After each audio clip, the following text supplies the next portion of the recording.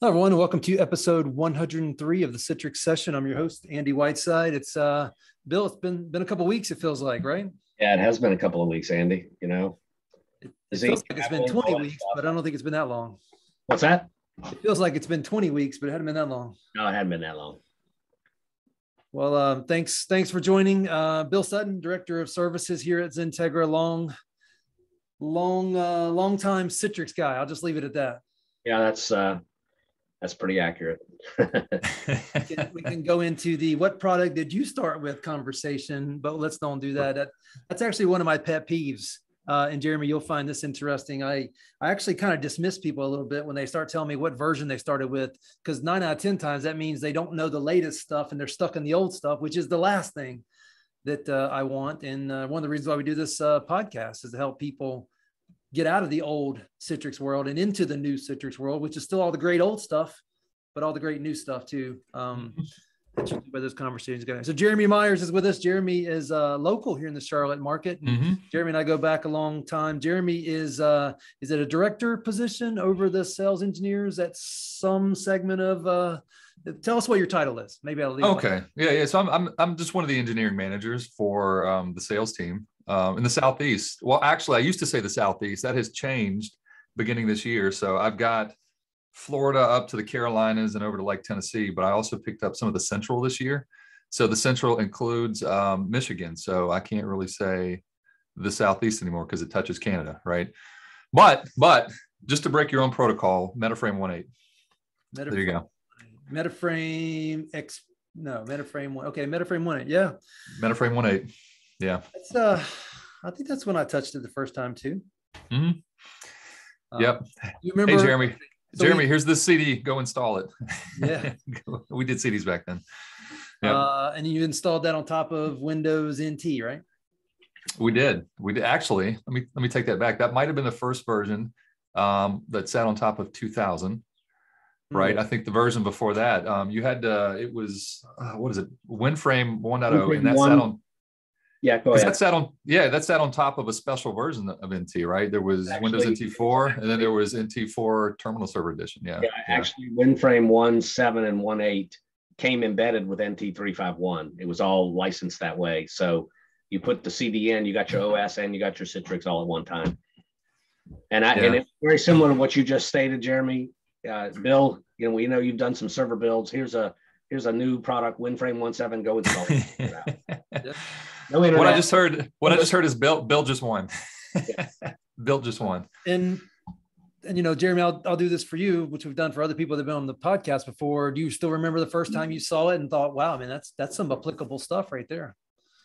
Yeah, I do actually. In fact, it was over dial-up modems. So the company we did the work for, they wanted to do remote learning. And I remember they wanted to bypass a VPN, which, by the way, we still try to do today, right? We've got customers really trying to sidestep the whole process of a VPN, but it was dial-up. So I do remember basically a 56K modem bank inside a server, and folks would connect and you heard the noise.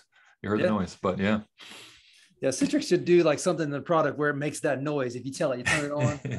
Yeah, that wouldn't make sense. But well, thanks for joining. I think our topic that we've talked about picking for today is around the pending release of a new long-term service release coming out. Is that true, or has it already come out? Ooh, that's a great question. So I saw this blog post this morning. I was checking on this late last week. So if you okay, so if you sort of steal some time here real quick, I'll go look, but I don't see it out there just yet. Oh, either way, what we're going to talk about is applicable. Yeah. So we have a blog from Monica Grismer, who's been on the podcast with us multiple times, and always love having Monica on. But we chose to do this podcast or this topic about 30 seconds ago. So Monica didn't get a chance to join us, but always welcome in the future.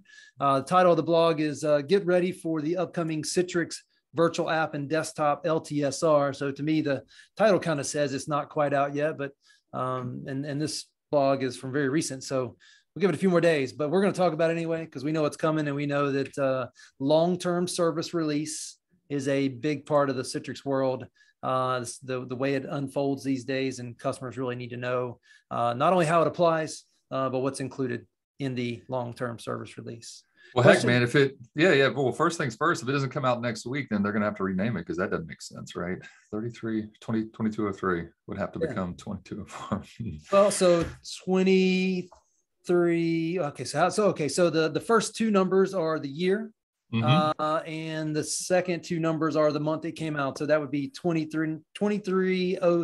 That's the plan, right? 2203. Or 2203, yeah. So that's 22. Oh, sorry. I just made us all a year older. I didn't mean to. And he's a year ahead of himself. Hey, so let's cover a couple things first. So if you're on Citrix Cloud, does this announcement apply to you? It would actually. So in terms of support of the VDAs, right? So from a cloud perspective, you're going to be on whatever the latest iteration in the cloud is, but there is a concern around what version of the VDA that you have running in your data center, right? So if you're a customer that's on a long-term release of the VDA, then it matters, even if that's the only piece that you're managing. So that's a great question. And so, yeah, help me out there. So you've got if you're using Citrix Cloud, you're going to be whatever the platform is on, that's what you're going to be on. But then you have to decide for the VDA, am I choosing to go with LTSRs, or am I choosing to go with incremental releases, or am I choosing to go LTSR when a feature comes out I want that's in the incremental, that's when I go there. What's the logic you see most people following? It's the company standard, right? So, and it honestly kind of follows what folks are doing on-prem with an LTSR, right? So, if there is a compelling feature that would have them hop off of LTSR into the current release, I'll say maybe in the last couple of years, it's maybe been team support, so that's been pretty important. But the same thing, I think most customers will stay on LTSR if they're trying to maintain that stable release. And, if there's a compelling feature, which customers who tend to stay on LTSR, they do pick apart those and tend to stay on LTSR. But I mean, listen, Windows 11 support, things like that might be important, but most folks will stay on LTSR for sure. Yeah. Well, and I guess we should add one other piece of that equation is you're responsible for the VDA version. You're also responsible for the Citrix Workspace app, whether it's Linux, Windows, Mac, Chrome OS, whatever it is. You're responsible for that part too. And I know that doesn't necessarily apply to this conversation, but it is still part of the asynchronous multi-component solution, even if you are using Citrix Cloud. Yeah, you're absolutely right, Andy. So there is multiple pieces that make up quote unquote LTSR. So we're talking about 2203, but if you go dig into the documentation, which to be honest, I'm not sure is out yet, but it'll list all the components that make up that LTSR. So for instance, right, there'll be an LTSR for Citrix provisioning, PBS, right? There's an LTSR for the VDA.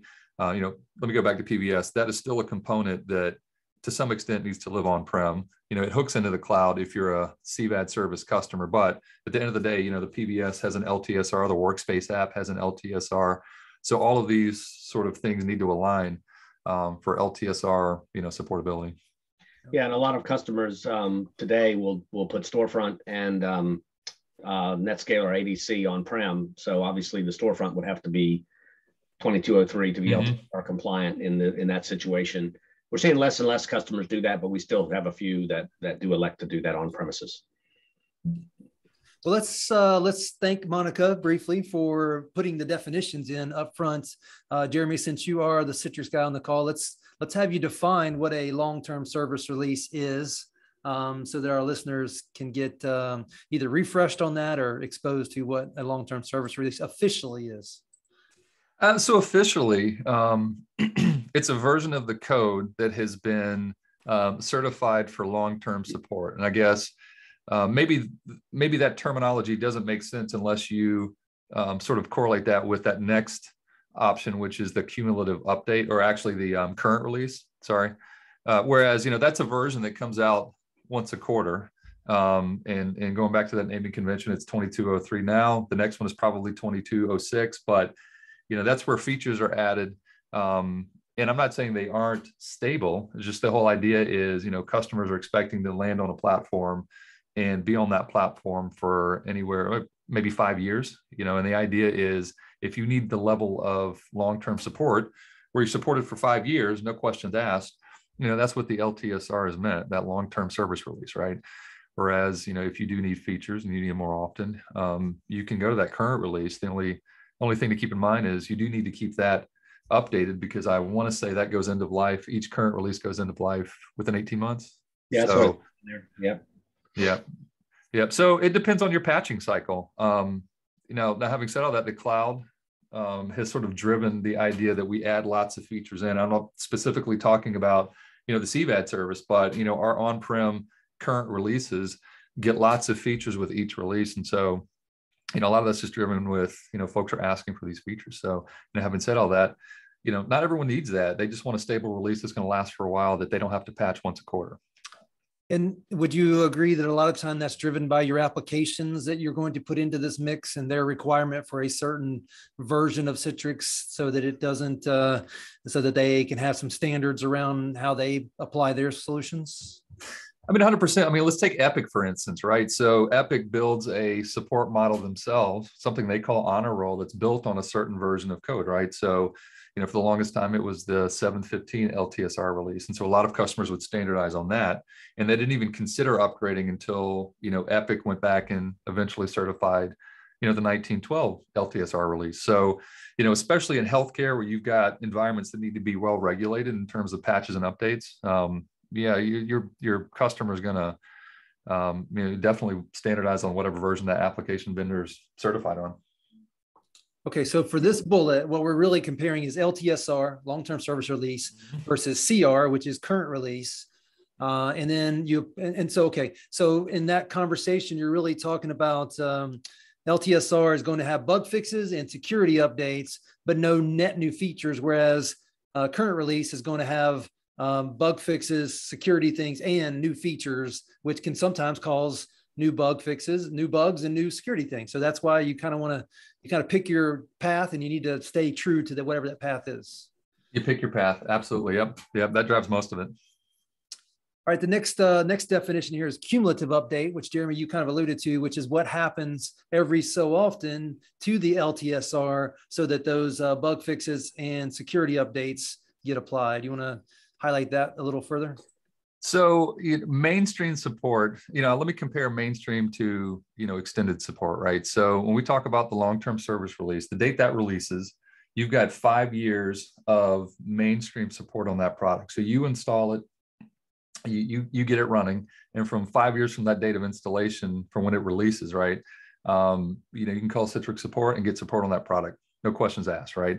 At the end of the 5 years, so at some point, Citrix will announce the end of life of that LTSR. In fact, this year, and this is important for most folks to know, is there's an end of life date on the 7.15 LTSR. So that's a compelling event for a lot of folks. But you've been supported for 5 years. After that 5 years, Citrix will support you for an additional 5 if you're willing to invest in extended support.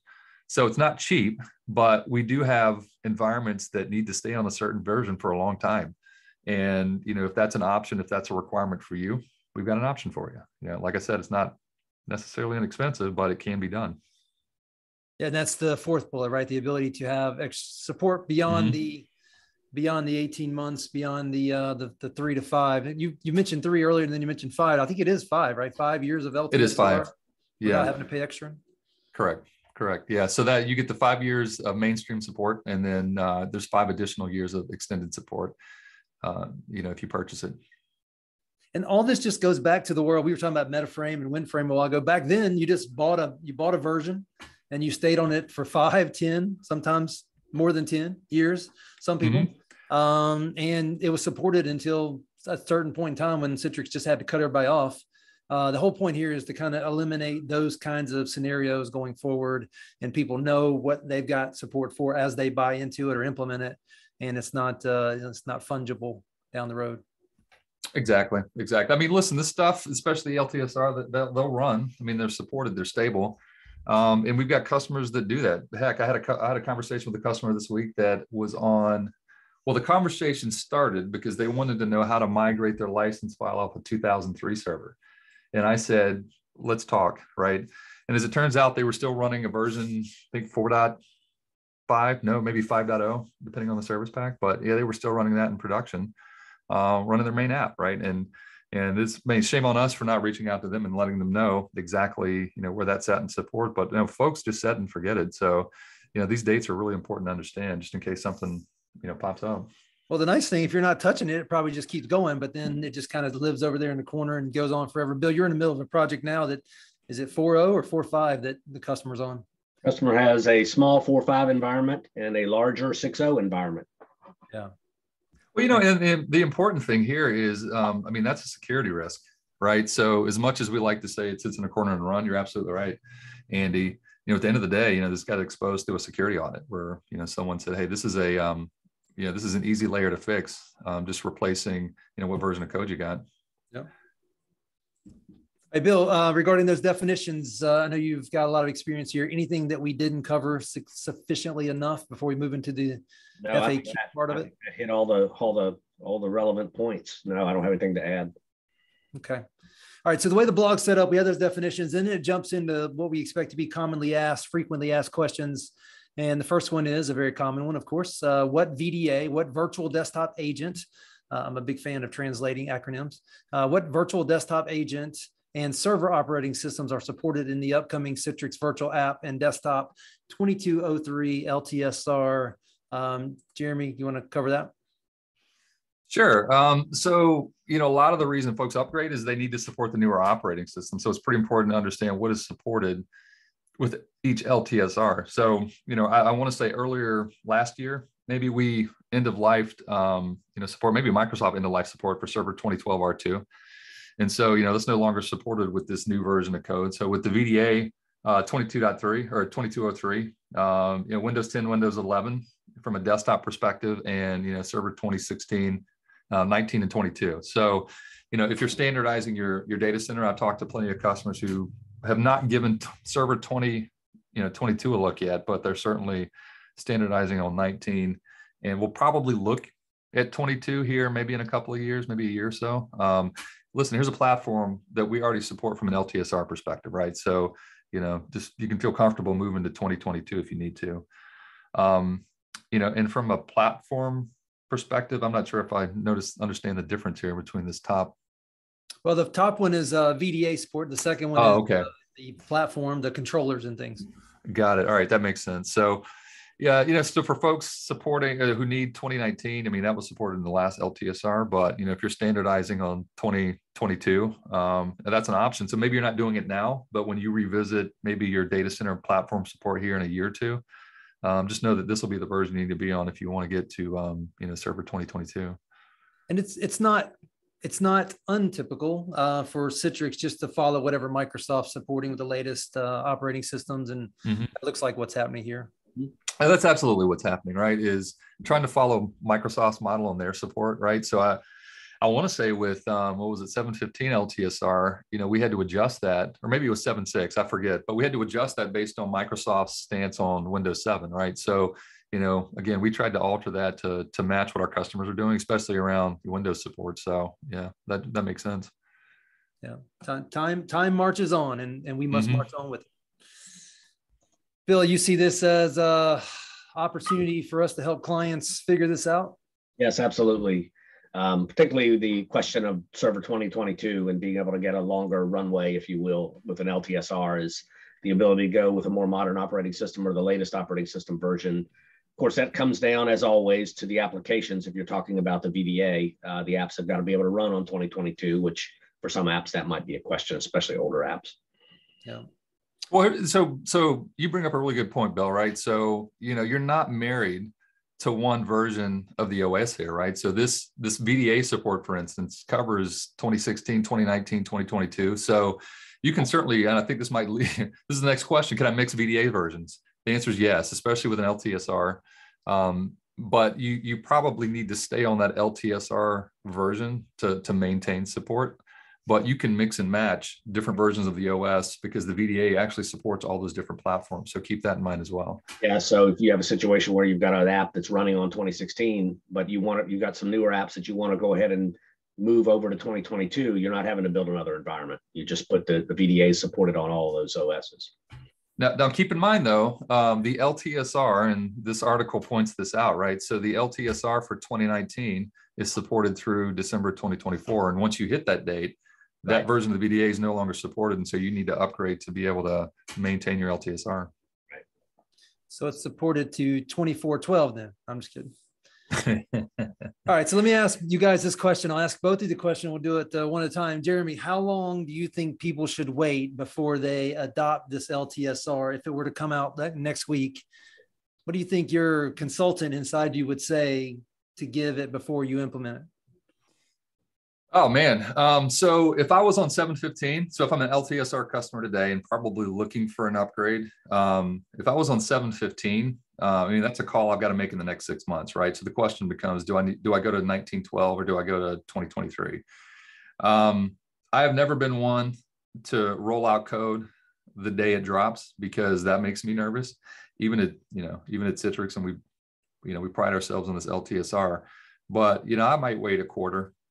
I would probably listen, if you're going to plan for an upgrade, it's going to take you at least a quarter anyways, just to kind of think through it and plan for it. So I'd maybe hang around 2203 for a while, see if there's anything compelling out of the gate that it provides you. But I'd probably hold off just a little bit. Yeah.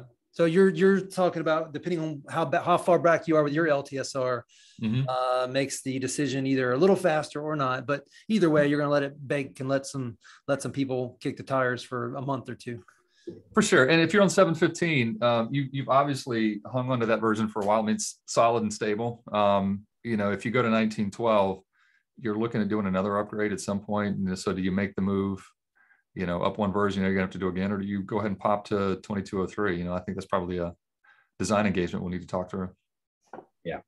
But at the very least, right, I bet both of you guys would agree, you have to go through your app portfolio today, maybe bring in a Remo 3 and start looking at where your apps are in terms of functionality as well as support, so that you're not left handcuffed when the time comes to move. And I would also do this in a test dev environment, right? So, I'm assuming most folks have a test dev environment, and I know they don't, but, at the end of the day, I would probably stand something up as well. And, maybe even do a migration rather than an in-place upgrade. So, yeah. All right, Bill. So Geremy answered, and really well, by the way, as a guy who sells the product. How about the guy that has to implement it and get punched in the eye when it doesn't work? What's your answer? Well, if you'd asked me right off the gate, I would have said 90 days, 3 months, which is pretty much what Geremy said, a quarter, basically, before I'd implement in production a new LTSR or a new CU even. But I would encourage a customer, especially someone who's on 7.15, to go ahead very soon and stand up a pilot, if you will, that could be moved to production relatively easily. I also completely agree with the avoidance of trying to do any sort of, we really try to steer customers away from doing any sort of in-place upgrade anymore. And a lot of times they can't really even do that anyways. So it's an easy conversation, but we occasionally have those that want to do it. I'm not a big fan. I'd rather, if you're going to a new version, particularly LTSR, you really have to stand up on the latest OS, at least for the infrastructure pieces. And then, like you said, Andy, bring in a Remo 3 for the app stack, see what you can run on the latest OS, or have a farm or a site that's got multiple OSs in it, as long as you're cognizant of when those OSs go out of support. Right. What do you guys think about this following statement? The fact that Citrix has so many clients running in the cloud these days, using their cloud platform, using the Citrix as a service, what I would call platform. Citrix has more insight today into knowing what people are running and how successful they are than they did back in the perpetual days where you had to wait on people to call in with concerns. I realize that's a little bit of an incubator type thing, but it's also really valuable in terms of the analytics that would go along with making sure everything's as good as it's supposed to be. I mean, I would agree with that for sure. I know it's, all that data is anonymized. So, it's really hard to pinpoint who's who, but listen, I know that if we were to trend support cases and the sorts of things that tend to happen, the fact that a lot of customers are running single database, the fact that, a lot of customers, well, let's take a step back. What we can gather is launches for sure, right? So we'll know, what launch failures look like and things like that. And so that's important to gather. I don't know that customers have that same insight if they're running this on-prem without some kind of third-party tool that can grab that. I don't know. What are you guys seeing? Yeah, in most of our cases, they do have third-party tools. A lot of them will leverage Director, but a lot of them want visibility that goes deeper than Director, down into the executable level, IO consumption, CPU consumption at the executable level, that gives them a little bit more information about what's happening within the within the workload or within the VDA. So we do have a lot of customers that do leverage deeper inspection tools that can give them that data. Yeah. Yeah. My whole point bringing that up was, in theory, we're better together, right? So if you're not using the on-prem solution and you move to Citrix Cloud, that data is going somewhere and decisions are being made on behalf of the betterment of the entire group. Now, sometimes that's the opposite of what somebody wants. They want to control their own destiny, but the Citrix Cloud approach really adds a whole level of analytics. You know, you got your security analytics, your performance analytics, but just the stability of the platform. And I'm sure that data makes its way down to the on-premises version. Next question here is, I am running an operating system that no longer supported by Citrix, virtual apps and desktop, 2203 LTSR. What does my upgrade path look like? Always a lot of fun. Bill, you want to handle this one? Yeah, the upgrade path, I think we kind of touched on it a minute ago, was where I would start with would be a pilot, and get the new infrastructure in place, get the infrastructure pieces laid down, and then they can actually bring those workloads over with the existing VDA version if they want to, and then upgrade later. There's lots of ways to approach it, and that's where we come in and being able to provide that advice on the best way to approach an upgrade, particularly a larger upgrade. Yeah, I think you and I both have mentioned it, but Remo 3, right? We start with running the apps through Remo 3 to find out what the tool tells us to expect in that new operating system. Right. Yeah. And then you mentioned a pilot, always good. And then we kick the tires, and maybe we even use login VSI and do some at scale load testing, and if all that checks out and our vendors check the boxes that they support it, then off we go. Yeah. I have a quick question I meant to ask you guys a while ago. The 2022 version of server, does it look like Windows 11 UI or Windows 10 UI if I'm doing desktops? Ooh, that's a great question. I haven't studied. I don't know. I'm going to say Windows 10. This is me guessing. This is my I haven't looked answer, but I think 2022 came out before Windows 11 did. So I'm going to lean towards Windows 10.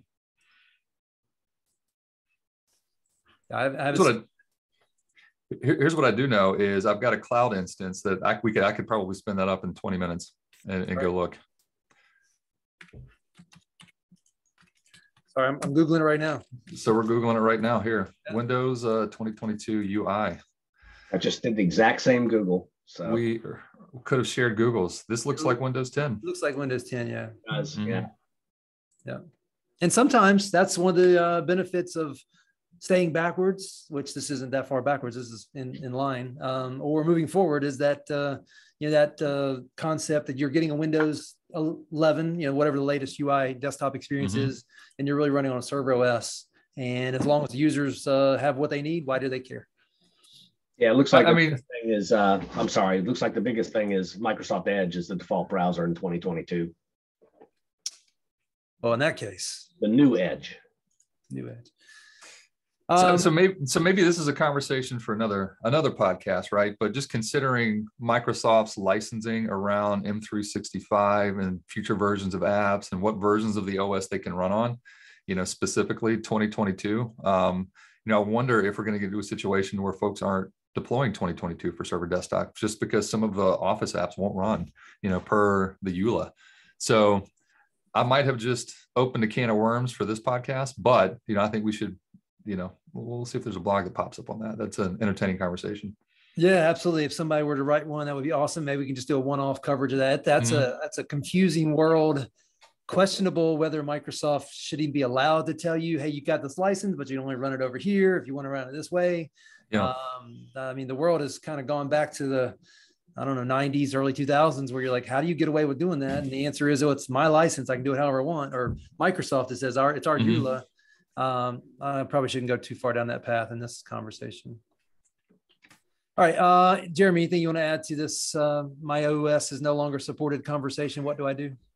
No, I think Bill nailed it there. I think this next one, we probably touched on this with the upgrade path. So go ahead and hit this one real quick.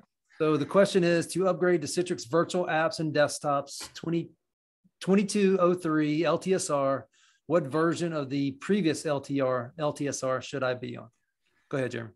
So here's the loaded question. I think it's alluding to the idea you're doing an in-place upgrade. And so if that's the path you're going down, you'll need to be, 715, CU7 or CU8, or, 1912, CU4, CU5. So again, I think our guidance is probably don't do an in-place. There's no fallback at that point. So you'll want to do, a separate site or just a separate install. But if you went down this path, these are the versions you'll need to be on to do an in-place upgrade. Yeah, this is always a fun one because in the old days, you pretty much just always did a new implementation, parallel, and then cut over, which the nice thing about that, it's like when I move, unfortunately, I move every 3 to 4 years, it seems like, and it gives me a chance to clean up and start fresh, even though it's it's a pain to have to do all that. But Citrix, when we came out with the FlexCast architecture, had the ability to do in-place upgrades much easier than before. That's the good news. The bad news is a lot of people have brought junk forward from version to version to version. I think this is kind of, up to the beholder as to decide whether or not a in-place upgrade is the right answer or a parallel install. Yeah. So what do most people do? Yeah, that's my question. What do most folks do? Most folks we recommend they do a parallel install. When you think about going from 7, but to your point, it will depend on which LTSR they're running. Are they running 715 or are they running 1912? Obviously 715, the only commonality between that and this new one is server 2016. So if the customer is interested in going to 2019 or 2022, they really need to do something parallel unless they want to do an in-place upgrade of the OS, which I would not recommend. Yeah. You just did the consulting thing and really thought about all the angles, Bill. I didn't even occur to me that we're talking about you could be running your delivery controllers on 2012 R2, which is not supported with the latest version. So yeah, it's a good call. Yeah, it just highlights that this stuff keeps moving forward. It's great to be in the consulting space as long as people keep buying on-premises perpetual stuff. On-premises stuff, there's going to be consulting activity, and even when it's in the cloud, there's consulting activity. But that really does mitigate the need to have to even answer that question when you get to the cloud-based solutions. Yeah. All right. Hey, how you guys doing on time? I know we got started a little late. I got some time. Okay. Next question: can any current release be upgraded to 2203? So the answer is yes, with the guardrail being 2020 or releases that were released in 2020 or 2021, which kind of makes sense. It just given basically the support lifespan of a current release anyways, only goes back to 2022. So that makes sense. Do you see customers, Bill or Geremy, with the intent of staying on an LTSR? They get bumped into a current release because they're looking for a feature, and then they try to bump back to the next LTSR. Is that an approach people take? It is an approach we found people taking when the pandemic hit, and they wanted to be able to do Teams and Zoom. To Jeremy's point earlier, Teams and Zoom offloading, and that was a fast changing or fast pace of innovation around Teams offloading and Teams optimization, Zoom offloading, Zoom optimization. There were a lot of changes made in VDAs that came out, as well as in the optimization clients from the vendors themselves. So that drove some customers to either silo off a group of servers that ran a newer VDA, which would effectively put them out of compliance from a LTSR perspective, unless there were exceptions. And so we did have some, but I can't recall any that did it wholesale. That did it wholesale because it would have driven them out of compliance. So Bill, is it wrong if a customer were to have good intentions to be on LTSR, a feature comes out, they bump to that current release, but then they fall back into the next LTSR? I mean, that sometimes things happen, right? Yeah, I mean, I don't see anything wrong with that. The only issue would be is if they ran outside of that 5-year window, they wouldn't be supportable. I believe, Jeremy, they would have support questions or support issues. They might have to go back to that LTSR to get support, the actual LTSR VDA to get support on. But so it wouldn't be out of the realm of possibility. Maybe they created a machine catalog that still runs the 1912 LTSR, and the newer machine catalog runs the CU LTSR. They could roll back easily if they need to, or something like that. Yep. All right. Next question: how can I start testing my environment today? This goes back to Jeremy's comment about everybody having a test environment a non-production environment. And the reality is most people don't. They may have a VDA or a server stood off to the side where they're testing VDA versions, but not an actual full mirror of their production environment. And that's just the reality of it. What is Citrix recommending for getting started in testing? So with the understanding that 2203 hasn't actually dropped yet, the LTSR, you can actually test with 2112. So that was the current release that was released back in December, because all of the features there, and this is what the blog post points out, is all the features and capabilities are there. That's going to roll into 2203. So if you want to get your hands around it, get familiar with it, you want to wait, the 2 or 3 weeks, whenever 2203, drops, you can do that now. So this next topic brings up, the supporting pieces of the infrastructure that goes along with this, specifically in this case, Citrix Hypervisor. Older people would call it XenTegra.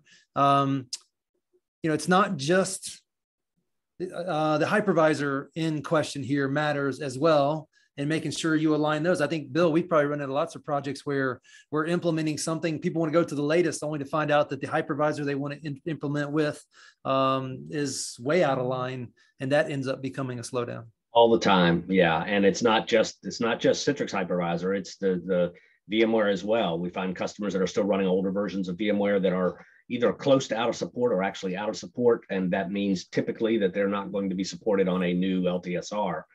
So we have one project going on right now that there's multiple components, but one of the components that's slowing down the upgrade to 1912, to be honest, is the older version of VMware, and they've got to get their VMware clusters updated, their vCenter servers updated, and at that point they'll probably end up going to 2203, depending on how long it takes. So we see this a lot.